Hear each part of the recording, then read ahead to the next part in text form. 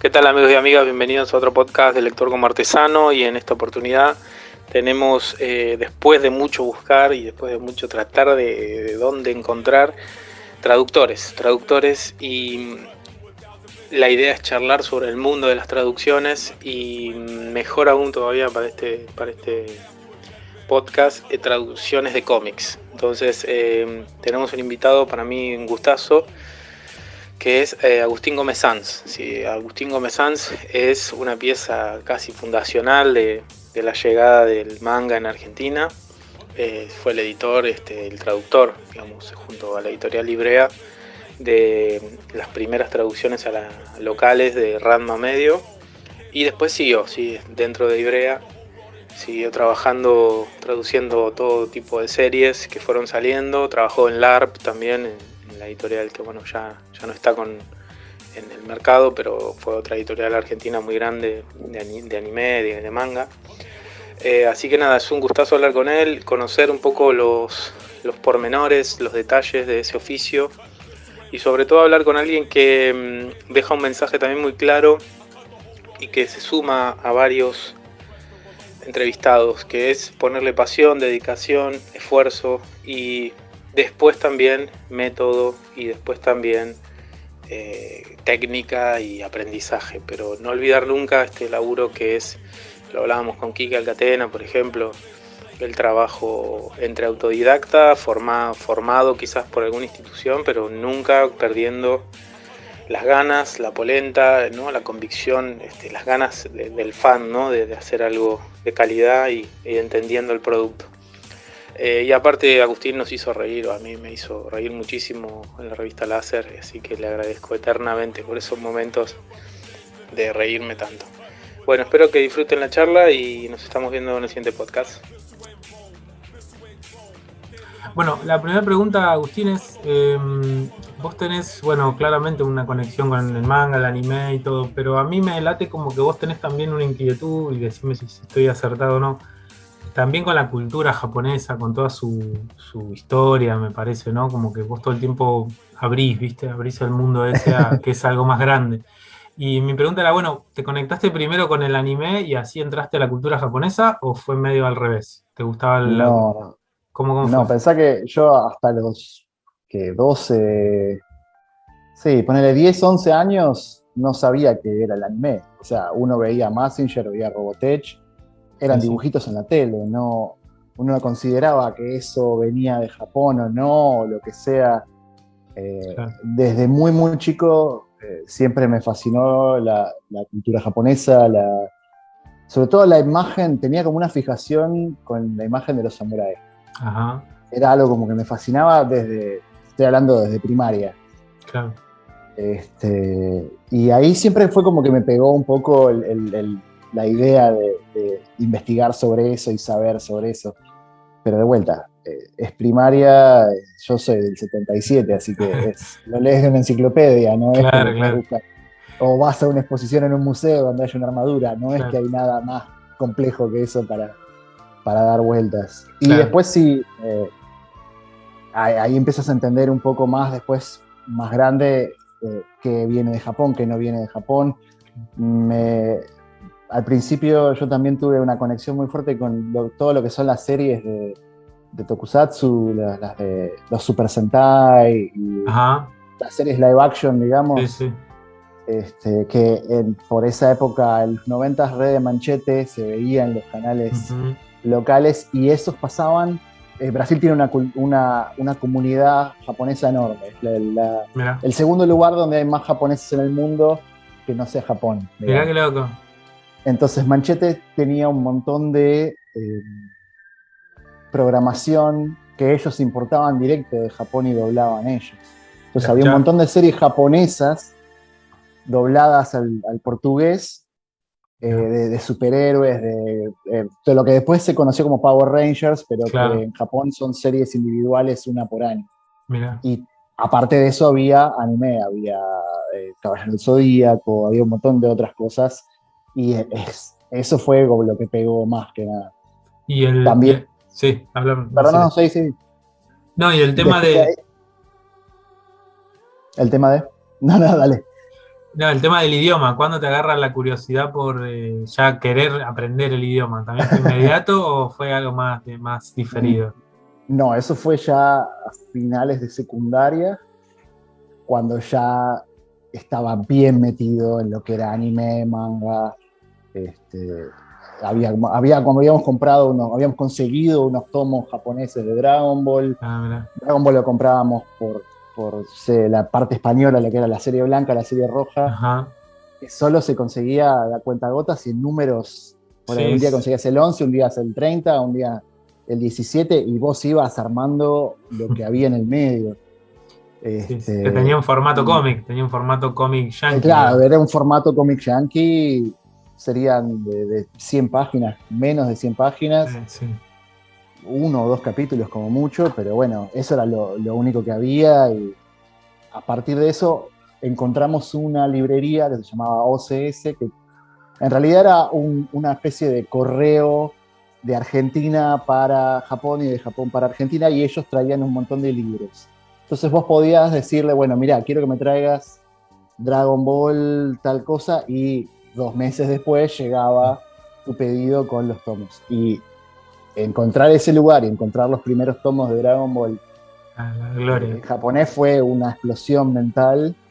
Este, en paralelo a eso teníamos un amigo que conseguía VHS de la televisión donde nos grababa los capítulos de Dragon Ball. Claro. Entonces escuchábamos japonés, veíamos manga japonés, y a partir de ahí fue descifrar el idioma como si fuera un código, digamos. Sí, O sí. sea, el japonés tiene 53 símbolos en el básico, 53 para un abecedario, entre comillas, y otros 53 iguales, pero para palabras en extranjero.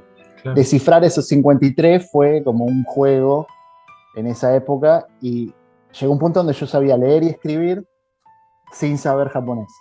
Ah, qué locura. Claro. O sea, no sabía palabras en japonés, salvo las pocas que habíamos agarrado de lo que, ponele, Gohan grita Otosan cuando se muere Ah, Goku, entonces sabemos que Otosan es papá. claro. Entonces, De y ahí. así. Pero no, Todo no autodidacta, había digamos. mucho más. Sí, qué sé yo, era esa hambre que uno tenía en esa época donde no había un internet que te diera todo, que te saciara todo lo que pudieras Claro, claro. conocer. Entonces llegó un punto donde, bueno, sé leer, escribir, caso del idioma, voy a investigar cómo puedo hacer para estudiar. Eso fue otro tema, porque tampoco podés poner en la web curso de Claro. japonés, no había web.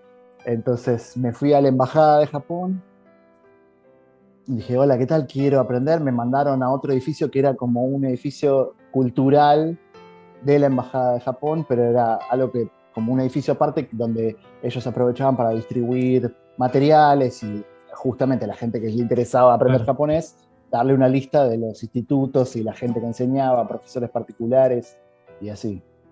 Y así fue como encontré un instituto, y ahí me mandé en cuarto año de secundaria. Wow, mirá vos. Qué loco, ¿no? Digo, creo que todos tuvimos esa seducción. Yo recuerdo el videojuego de Family de Supercampeones, no sé si te acordás vos, que estaba Claro, todo en sí, sí, japonés, sí, sí. y era una locura eso, porque Bueno, era. ese fue el otro vector de entrada. Por un lado fue el manga, por el otro fue los videojuegos, porque los videojuegos era la cosa que nos enganchaba a Ah, todo sí. el grupo de amigos. Y decir que jugamos al Super Butoden 2 de Dragon Ball, que es un juego de lucha para Sí, sí, los que no conozcan, y no conocíamos a ninguno de los personajes. claro, claro. No sabíamos cómo se llamaban, no sabíamos los movimientos, no sabíamos Claro, nada, pero sí, sí. uno era, ese parece Bulma Super Saiya, y bueno, Sí, sí. andás a ver, Trunks después nos enteramos un año Claro, después, claro. pero Claro, en toda ese la. momento todo era una incógnita y había que llenarlo. Sí, Entonces, creo que a partir de también. eso surge. Creo que también pasaba que había algo más activo de uno, ¿no? Tenías que llenar esos huecos vos con lo que tenías. Me parece que hoy capaz Por eso, o internet, sea, sí, bueno, es contraproducente de un lado y al mismo tiempo es fantástico, porque sí, sí, si yo mañana digo quiero aprender japonés, empezás a estudiar japonés online. sí, sí. Creo que puedes estudiar un año entero por tu cuenta con PDFs que te bajes de algún lado. tal y cual. lecciones online, y no sé, Duolingo o cualquier otra plataforma. Sí. Es increíble. En esa época era todo al revés, pero bueno, eso también a mí me permitió hacer carrera con Claro, eso, tal de cual. alguna manera. Y ahí, bueno, te quería llevar un poco al momento donde ya estás en Láser, estás laburando ahí en la revista, qué sé yo, Ujú. y llega el momento, bueno, capaz la pregunta personal para vos era, bueno, la revista claramente en todas las entrevistas que hace poquito vi un canal de YouTube que después lo voy a recomendar, ahora no me acuerdo bien el nombre, pero creo que es Del Carajo o algo así, que les hicieron una nota hace un año o dos sobre la revista y me Puede pareció ser, sí. bastante completo. Eh, pero la pregunta individual sería, bueno, vos cómo viviste esa masividad, me parece como que capaz, más allá de lo que la revista generó en sí y todo, debe ser toda una transformación también, ¿o no? De pasar, o capaz lo estoy interpretando yo mal, digo, pero en un momento era mucha la exposición, me parece, de ustedes como en el stand, Sí, o fue menos capaz la cosa de llegarte a vos directamente. era raro en el sentido de que Láser en los primeros números, o sea, yo entré en el 7 8 de vuelta, porque me llamaron para hacer traducciones de nombres de Sailor Moon y qué significaba. Claro, Y ese fue el pie que puse para entrar en la revista.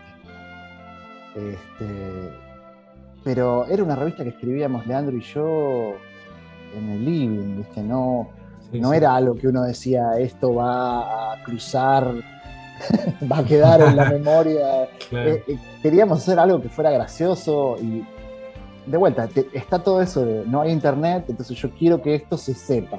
Es claro, más como el querer fomentar sí, lo que nosotros sabemos que es bueno y nadie más sabe. Bueno, claro, cómo se lo damos a la gente? tal cual.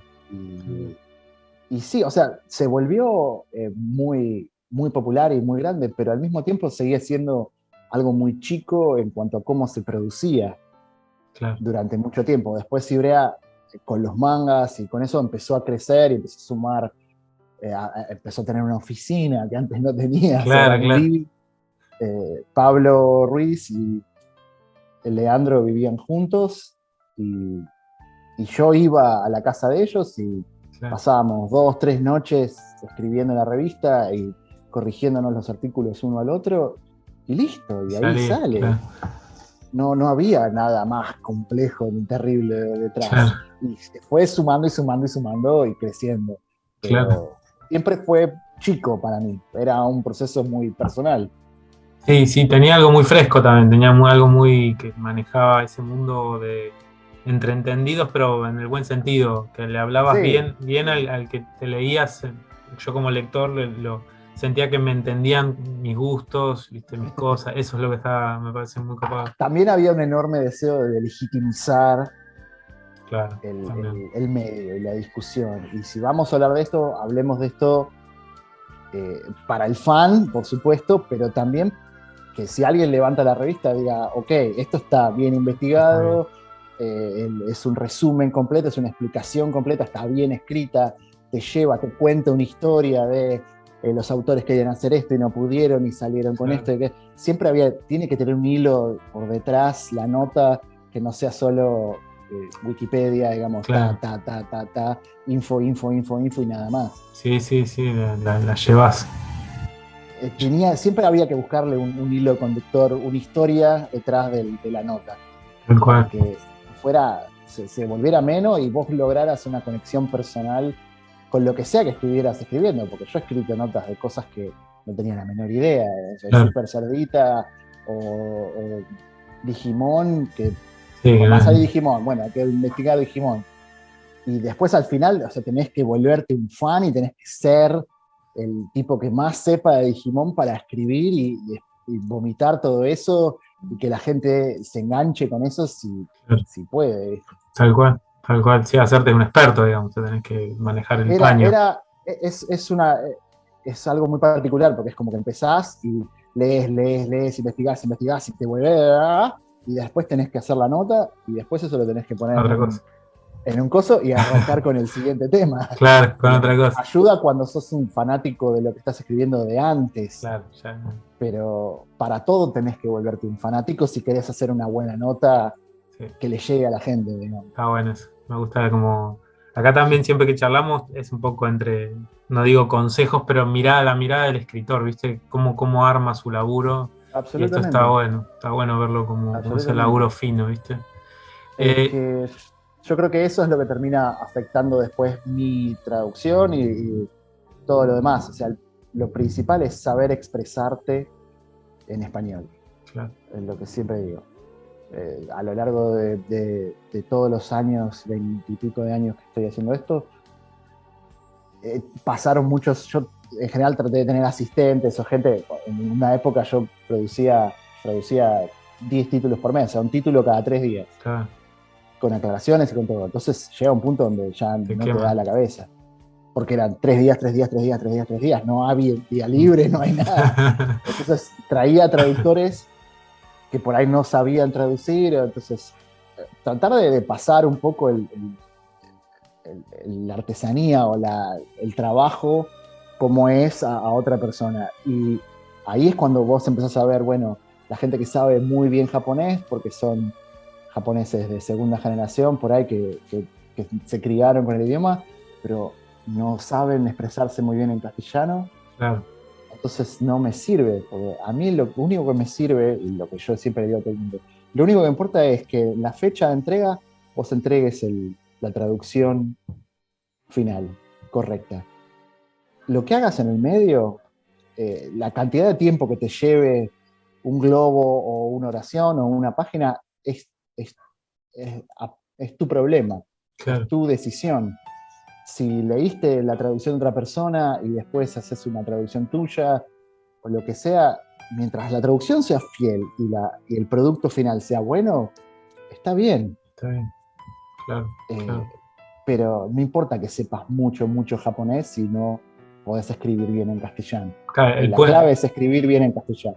ese puente tiene que estar, digo. Si no, sos un Esa especialista en... capacidad de expresarte, de resumir las cosas, de con cuántas palabras puedo decir esto, cuántas palabras necesito para decir esto, cuántas palabras tengo de espacio para decir Claro, esto, porque también. el japonés tiene 2 ideogramas en un globo y eso significa una oración de 5 palabras. Y Claro. no te entra. No, está bueno, es verdad. Es todo un desafío, eso está bueno. Y en algún punto estuviste como en esos albores de las traducciones, y ahí te quería como preguntar por Ranma Medio, que si entiendo bien, vos también estuviste ahí, ¿no? En la Rama fue el traducción. primer título que se publicó en Argentina, el primer título que traduje. ¿Y Eh, cómo fue ese momento? Digo, ¿temblaron un poquito las fue, piernas? ¿Cómo fue? Fue como... en realidad es como todo, cuando lo ves de afuera es raro, pero en ese momento era parte de un proceso donde Leandro dijo, vamos a publicar esto, y bueno, era algo más que había que leer y algo más que había que escribir. Leandro quiso traducirlo del italiano, porque él tenía la conexión, Sí, él sí, leía del italiano Rama original, entonces él dijo, bueno, yo lo voy a traducir y vos corregímelo del japonés. claro, Y llegó un punto donde nos dimos cuenta de que la traducción de una traducción de una traducción sí, del japonés al italiano al castellano, se pierde mucho. había 80 cosas para traducir y fue como, bueno, no, esto no va a ningún lado, déjame que lo haga yo, Claro, y se acabó. Y ayudó en esa época que solo se publicaba medio tomo. claro, Entonces a mí me dio un montón de tiempo para trabajar en eso que no sabía. O sea, mi única experiencia era leyendo otras traducciones. claro, claro, claro. Toda la vida que pasé leyendo mangas y cómics traducidos al español por necesidad y después poder leerlos en japonés o poder leerlos en inglés y darte cuenta de las fallas que había en el medio, Claro. de todo lo que se perdía en una traducción. Ahí te das cuenta de lo que tenés que hacer o de lo que querés que sea para que sea la traducción perfecta, porque de Tal vuelta, cual. tenés que tener esa pasión de decir, esto no se entiende, tengo que lograrlo, tengo que hacer que esta referencia llegue, y eso ahí surgió lo de las aplicaciones de la traducción. ¿Y tenías algún referente, no sé, me imagino capaz, español o alguna editorial que vos sepas que hacía buenas traducciones como para apoyarte No. o fue más bien también una En búsqueda más general solitaria? no. Para ser honesto, es un odio a las traducciones. O sea, cualquier traductor te va a decir que la peor cosa que hay es una traducción.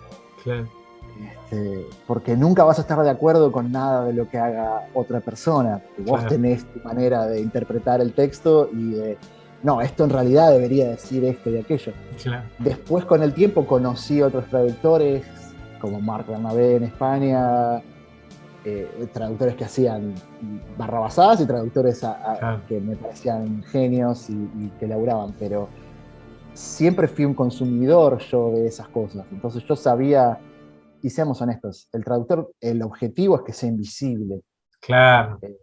La realidad de mi caso particular de ser, entre comillas, dos juegos de comillas, famoso por ser traductor, es por el momento en el que yo traduje las cosas y por la forma en la que se hizo en ese primer momento. Pero hoy en día, como debe ser, nadie le presta atención a la traducción. Claro. Uno no dice quién hizo los subtítulos de Stranger Things. Sí, sí, sí. Tiene que ser invisible y está bien que así lo sea. Claro. Salvo que vos seas una persona que busca algo muy específico, el traductor tiene que ser invisible, no tiene que ser algo que importe para Claro. un... Y la gente compra lo que compra por el producto, no por quien lo traduce. Me Sí. cuesta pensar que alguien diga, esto lo tradujo tal, lo voy a leer. No, pero a ver, te tiro una que me parece que Ibrea logró instalar y que fue una jugada en su momento, me parece, nada, arriesgada, no sé si arriesgada es la palabra, pero una jugada fuerte que fue ponerle modismos argentinos a los personajes o partes del léxico argentino, salir del neutro. Que Sí, hoy te digo que los mangas yo los leo así, o sea, yo ya no tengo, capaz tengo ese problema si lo leo, no sé, un X-Men o un cómic de exactamente. Yankee, ya me sale como por default del neutro, ¿viste? Pero me parece que ustedes lograron instalar algo que ayudó a esta invisibilidad de que vos decís, a que yo entienda más rápido qué le pasa a los personajes, cuánto sufren, Es cuánto que alegran.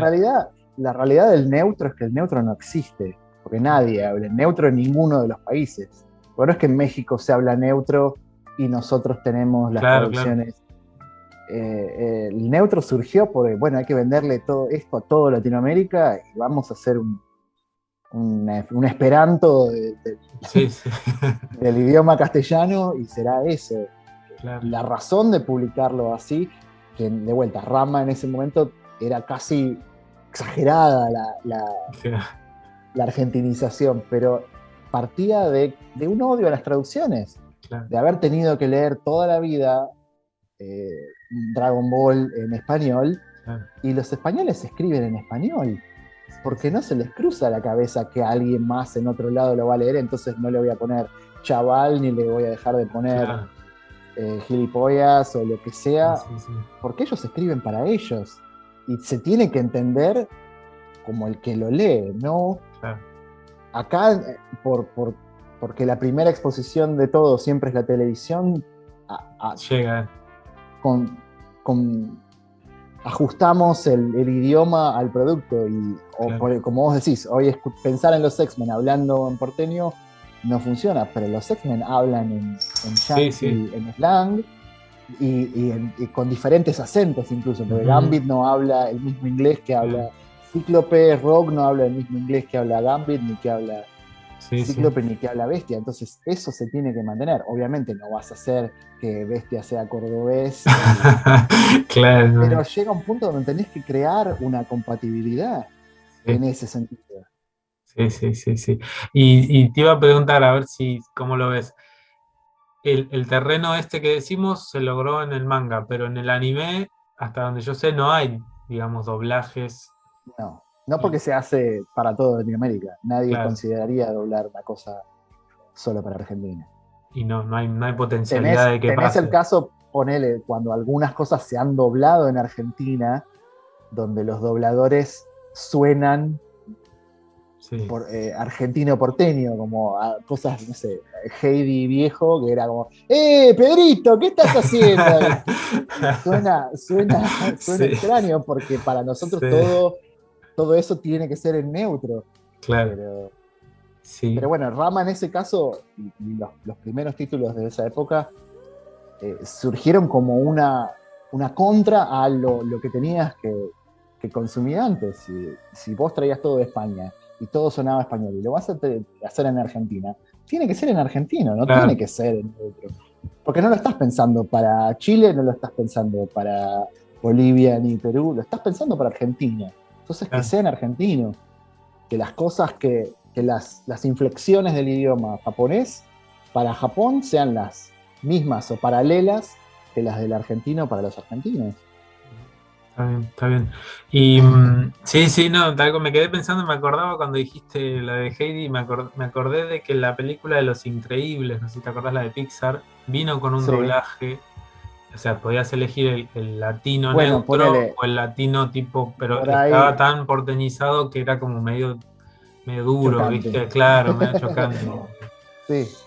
Por ahí por el timbre, ¿viste? Muy exagerado, pero bueno, nada, sí, entiendo que capaz es buscar el cómo más que... Es un tema de crianza en cómo uno se acostumbra a consumir esas cosas. Claro, claro, Porque ahora hay todo un nuevo debate de si hay que hacerlo en español o hay que hacerlo en español neutro, y es como que los quieren en neutro son más puristas, claro, y en el fondo aún son la minoría hoy los que quieren claro. neutro. Eh, Yo sé que Omni traduce en neutro, yo he hecho sí, mangas para Omni me ha pedido que haga en neutro, y yo lo hago en neutro, pero al borde de todo lo que claro, pueda no hacer neutro. O sea, no usar futuros perfectos, o sea, no decir te mataré o te claro, voy a claro. matar, que sigue siendo neutro, pero suena Suena mucho más más acá. natural para un argentino. Sí, sí, tal cual. Ese tipo de cosas. Y te quería preguntar las últimas dos o tres preguntas, que es, me parece y creo que es algo que se dijo muchas veces, que bueno, muchas veces el anime, el manga es la puerta de entrada para una cultura, que en este caso es la cultura japonesa, de alguna Ujú. manera, ¿no? Sí, sí, por Y, supuesto. y de ese tiempo hasta ahora, digo, de los 90 80 para ahora, esa cultura no para de crecer, ¿no? En el sentido de, bueno, el propio Ibrea con sus publicaciones y todo. ¿Te parece que el lector de hoy tiene más de la cultura japonesa por leer más manga o más anime? ¿O es más o menos siempre los mismos modismos, las mismas marcas de cultura japonesa que están presentes en el anime y que, Mm, no sé, sí, no, en realidad yo creo que la cultura japonesa llegó al mundo por ahí de la mano o por ahí en paralelo, junto con el anime y el manga, pero se hizo masivo en muchas más disciplinas. claro, El mundo entero se abrió más en general no solo a la cultura japonesa, a la coreana, a la china, a la del Medio Oeste. O sea, sí, sí, hay una abertura de cabeza mucho más grande de la que había cuando uno era chico. Las aclaraciones de traducción y todo eso salieron por una necesidad de explicarle a la gente, bueno, mirá, acá cuando los personajes se agarran de la mano, esto no es como agarrarse de la mano acá con claro, cualquiera. Allá es otra cosa. Japón también cambió claro. desde esa época hasta ahora. Los chicos ahora van de la mano y no es un problema eh, Sí, tan cultura. social. Ujú. Está todo más mezclado, Mira, más unido en ese sentido. Entonces, por ahí las aclaraciones de traducción ya no son tan necesarias en ese sentido cultural, porque hoy todo el mundo sabe lo que es una espada de madera, un sí. boken, digamos, no hay que Ujú. explicar lo que es un boken.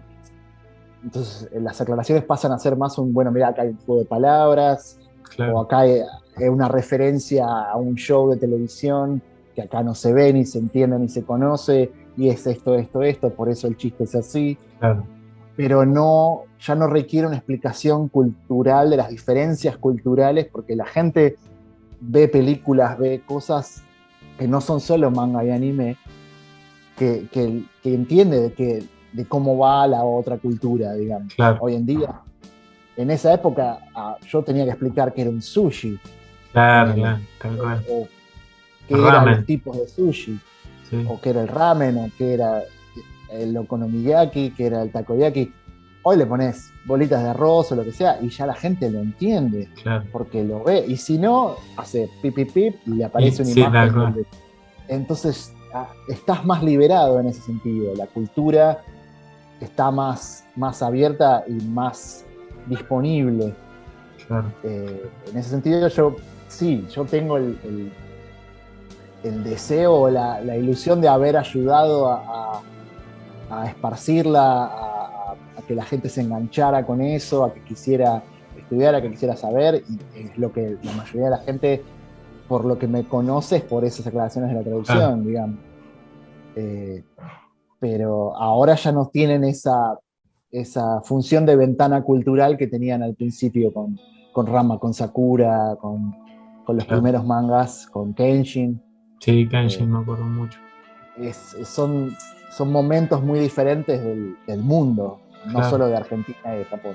Sí, sí, está buenísimo lo que decís. Está como bueno esos puentes que están más reforzados, más grandes, ¿no? Entre uno Absolutamente. y otro. Bueno, y te hago la pregunta la última, que es, si tuvieras que dar, no sé, iba a decir cinco, pero digo, dos o tres consejos básicos para que alguien que tiene ganas de arrancar con la traducción, uno lo tiraste hace un rato, que era, bueno, nada, primero habla bien castellano y hacer el puente. Sí, Y algunos más, primero y principal, bueno, o sea, estudiar japonés es básico, sí, pero no hay que ser un nivel 4 nivel 2 así súper. Hay que entender un texto, no requiere más. Sobre todo porque el manga es muy sencillo de entender ujú, como herramienta para aprender japonés incluso. Yo no estudié tantos años japonés, yo estudié 3 años, claro, porque estudié en cuarto, quinto, en el primer año del CBC, digamos, sí, sí, y ahí ya estaba trabajando en Ibrea, y ya estaba leyendo y traduciendo, y tenía tanto trabajo que no podía seguir estudiando. Entonces mi claro, japonés no es el japonés de una persona que estudió años y que sabe todas las influencias, es alguien que se hizo con la lectura. claro, Entonces, mientras vos puedas leer un manga y entender lo que dice, ya está. Si te cuesta o si tardás, no es un problema. El problema es que claro, puedas expresarlo, que tengas la capacidad de encontrar las voces de los personajes. Eso es algo que yo siempre le digo a la gente. No solo es escribir en castellano, cada personaje tiene una manera de hablar. Vos tenés que entender cómo se expresa cada personaje. Kenshin habla de usted, este personaje no habla de usted, este personaje tiene latiguillos, este personaje es infantil, Luffy habla como un niño, claro, Naruto habla como un pibe chorro. Eh, es que es la realidad, claro, hubo que claro, bajarlo porque Naruto se expresa como un pibe chorro. Es, claro. Fierita, te voy a romper la jeta. Puede hablar así, pero el japonés habla así. Claro, claro, Esa es como lo interesante de esa serie, es la dicotomía de un ninja que se expresa como un villero, claro, claro, literalmente. Entonces tenés que entender la voz de cada personaje, cómo se expresa y mantenerla y ser coherente en esa claro, voz y no traicionar a la identidad de cada personaje. Y es algo que lleva un montón de tiempo de trabajo propio, porque vos por ahí no lo vas a tener que reflejar en 3 palabras, pero tienen que ser las 3 palabras exactas. claro. Sí, sí, está Eh, bueno eso. Muy particulares. Está bueno. Y Pero eso es lo que le da la identidad a la traducción. claro, y de alguna manera sigue es como recuperar la línea del autor también, ¿no? Que quiso darle esos rasgos y que vos tenés que. Es que el autor no piensa el autor conoce esos personajes porque los inventó y los tiene adentro. Vos como traductor tenés que hacértelos también, digamos.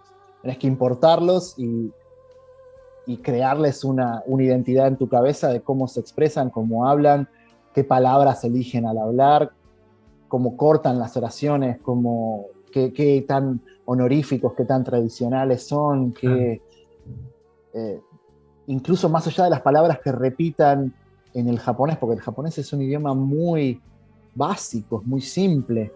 no es un idioma con tanta variabilidad de vocabulario como es el castellano o el inglés. Entonces, que un personaje diga una palabra significa mucho más por cómo la dice, por quién es, por cuál es su historia personal, a que el otro personaje diga la misma palabra es otro bagaje, y todo en el japonés se maneja por contexto. Entonces vos tenés que crear ese contexto en tu cabeza y poder plasmarlo cada vez que tenés que escribir. Es muy importante eso. Está buenísimo, está buenísimo. Bueno, Agustín, nos estamos aparte quedando acá sin tiempo, así que tampoco te quería robar mucho tiempo.